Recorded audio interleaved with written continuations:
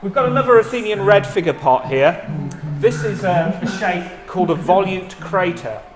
Now, a crater is used at the wine drinking party, the symposium, for mixing wine with water. The Greeks actually believed if you drank undiluted wine, you'd go mad.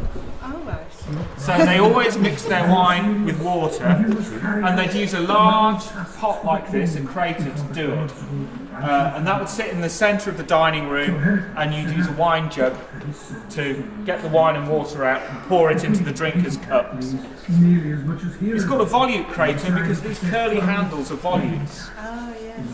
And I don't know how much Greek architecture you've looked at, but Ionic columns have volutes. They have the pearls on, and this is exactly the same.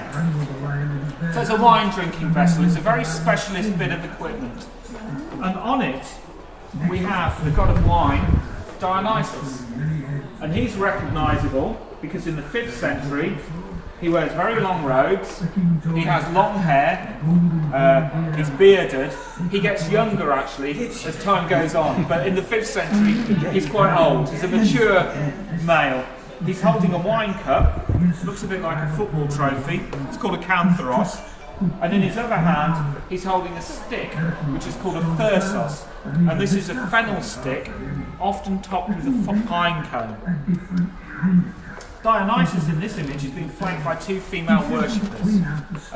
They're often referred to as Maenads, and according to the stories, the Maenads would go up into the mountains, dance themselves into ecstatic frenzies, and then they were beastly to animals. So one woman here is holding and waving a snake.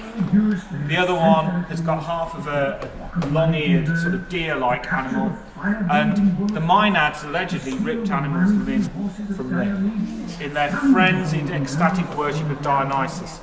And Dionysus really turns on its head all of the norms of Greek religion. So normally, if you're killing an animal as a sacrifice, it's at an altar, you're cooking the animal, you're sharing it as part of a sacrificial feast.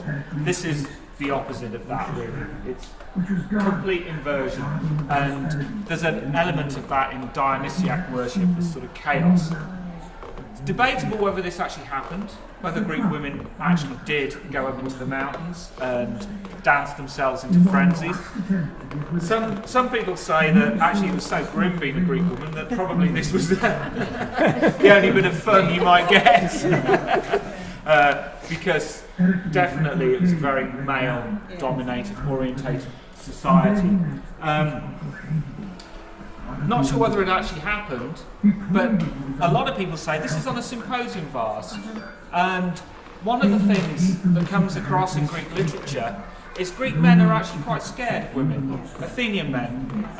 There's always this talk of taming women through marriage, and in a lot of Athenian writing, there's always this worry that your wife is not going to be loyal to you. She's going to be, she's going to go off with other men or something, and there's this worry about that. And I think this image plays into that nervousness that women need to be tamed. So the men drinking the wine will look at this and they'll think, yes, this is one of our fears, this is something we think about women, and we need to sort them out by taming them through marriage. It's also, again, there's a literary reference that might spring to mind. Euripides has played the Bacchae, tells the story of King Pentheus of Thebes, who tries to ban the worship of Dionysus. He doesn't like his female relatives going up into the mountains and dancing themselves into ecstatic frenzies. And the play ends with Pentheus actually going to spy on them. He dresses up as a woman and follows them up the mountains and spies on them. The trouble is, his female relatives are in an ecstatic frenzy. They don't realise it's Pentheus, and they literally tear him limb from limb. And his mother comes down from the mountain with his head on a pole. For the Greeks, I think the moral of that is don't mess with the gods.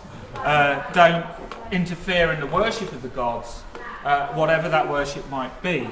But again, I think there's something there might be a reference to that, or that might be going through people's minds as they're using this in the symposium.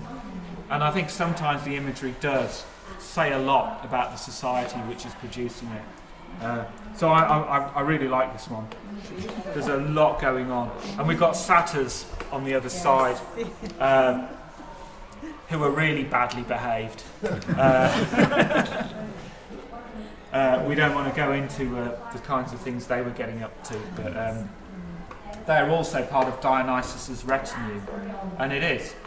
And the German philosopher Nietzsche wrote about Dionysus and Apollo. And Apollo is this wonderfully cultured, restrained god, promotes the arts and everything. And Dionysus is letting it all hang out and is very, very different. Yeah. And I think that's something to bear in mind when you're studying the classical world. Is it's so often held up as the origins of Western civilization and so much to admire, but they're very different, and sometimes they're doing very weird stuff in the classical world that to our 21st century art minds is sort of very bizarre behaviour. No, that's a really great pot. Yeah.